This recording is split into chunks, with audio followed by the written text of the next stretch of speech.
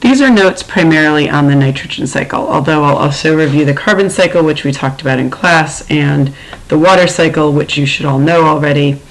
And so all together, and there's more, there's a phosphorus cycle as well, but all together these are called nutrient cycles. And sometimes you learn them within ecology, sometimes you learn them in other places. I think now that we've really gotten into decomposers, this is a good place to bring in the nitrogen cycle.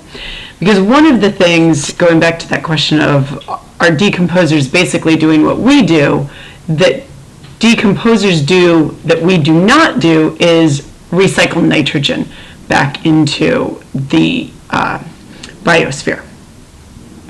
So here's the water cycle, just to remind you, and also just to get you back again thinking of cycles. And we talked about the carbon cycle in class when we diagrammed carbon on the whiteboards. But here we've got the water cycle, and it's got all these places. It of course has a number 1. That's not necessarily where anything starts because it's a cycle. But you've got water that's evaporating either from oceans or from lakes, or could be even some rivers, and that goes up and condenses into clouds. So it's actually liquid water in clouds. A lot of people don't know that. A lot of people think it's gaseous water. And then those clouds could go anywhere around the world, right? And so that's how you could get water that evaporated from, say the ocean here and raining back out somewhere else. And you've got your precipitation, so the water comes back down, and snow melt and runoff and deposition. That's where deposition is the opposite of sublimation. So sublimation is where something goes, here's sublimation, directly from solid to gas. So we're really used to that in dry ice, but water does it as well. You can see this if you've ever gone skiing and it's a nice sunny day. You can just see steam coming right up off the snow, and that's sublimation. The opposite of that is deposition, so going directly from gas to solid. Here we've got, you can't really see the word, so I'm going to highlight it, transpiration. We've talked about transpiration a little. That's what leaves do when they let off water to cool down the tree to maintain homeostasis as far as temperature goes. But the point is, all of this is still water, which makes it a little different from the carbon cycle or the nitrogen cycle in that there, it's still carbon, it's still nitrogen, but it's in different molecules. So remember, I guess the real difference is that water is a molecule, whereas nitrogen and carbon are atoms. So where water changes states of matter, the nitrogen and carbon actually bond to new things and make new molecules or ions, as we're going to see in the nitrogen cycle. So here's a decent nitrogen cycle. It took me a long time to find the nitrogen cycle I wanted. I had this actual dream of I was going to create my own, but that didn't happen.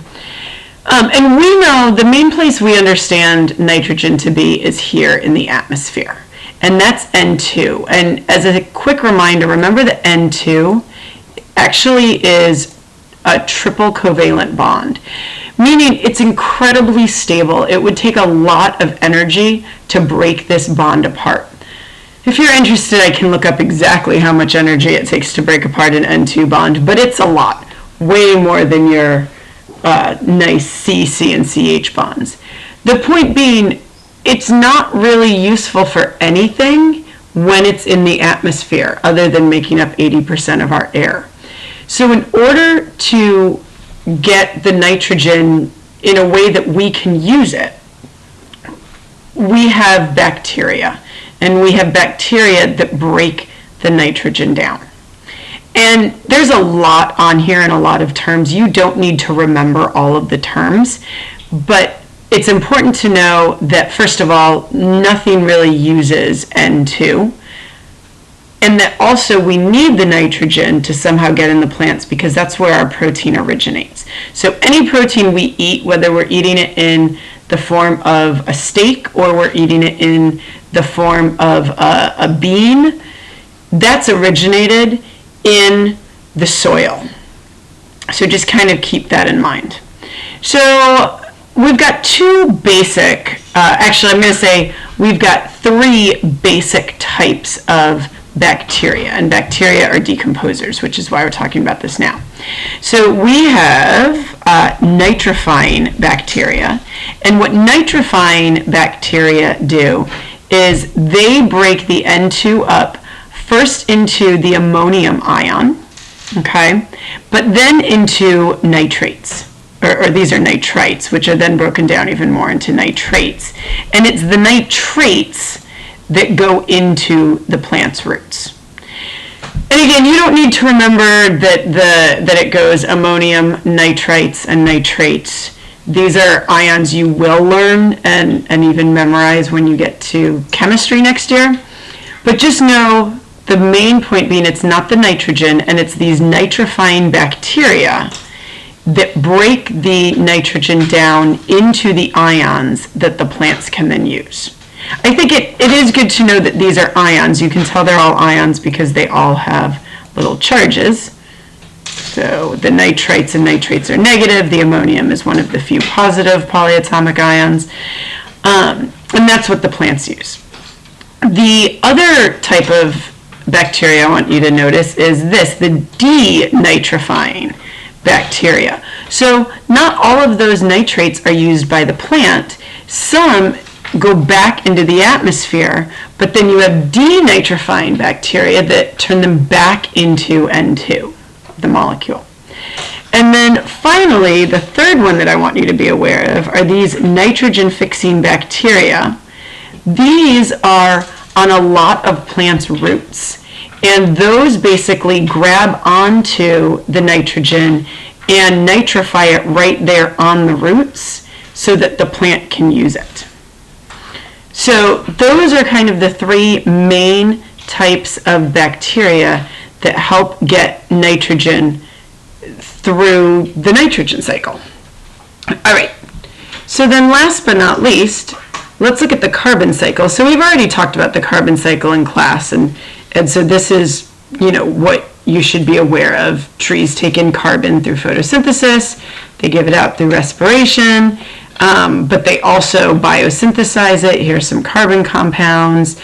A squirrel could eat those and respire it out as carbon dioxide. It could also die, and we understand that when it says and decompose means there's actually organisms eating it. The one thing that's a little, I think, hard to tell on this picture, and I looked high and low for the exact picture I wanted, but that it's these decomposers, what happened? Oh, here we go. It's these decomposers that then are respiring that carbon back out, okay? So this is the natural kind of cycle of things, and then of course this can go back in, all of these, right, can go back in here.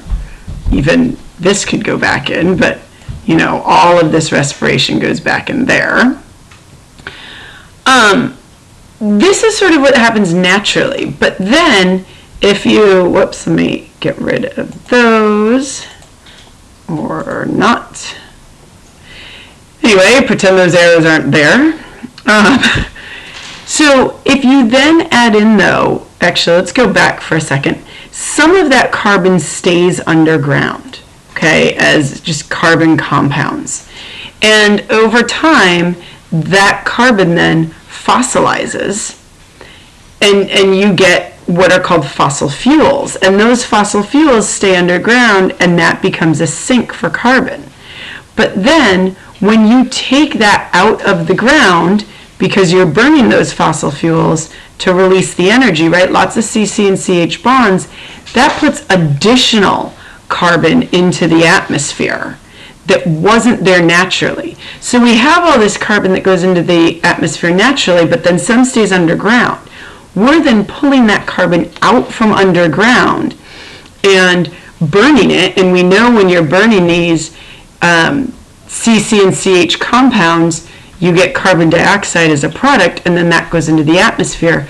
That's why carbon dioxide is such a big deal, because we're taking it out from where it was locked underground, not even as carbon dioxide, but as carbon compounds, right? These carbon compounds, we're then burning it, we're getting carbon dioxide as a byproduct, and that's going into the atmosphere, which is then more carbon dioxide than the plants are able to take in. And so a lot of it stays hanging out in the atmosphere. All right, sorry about all the crazy arrows and circles on this. I didn't think that one through. If you have questions, please make sure you ask them online or tomorrow in class. Have a good night.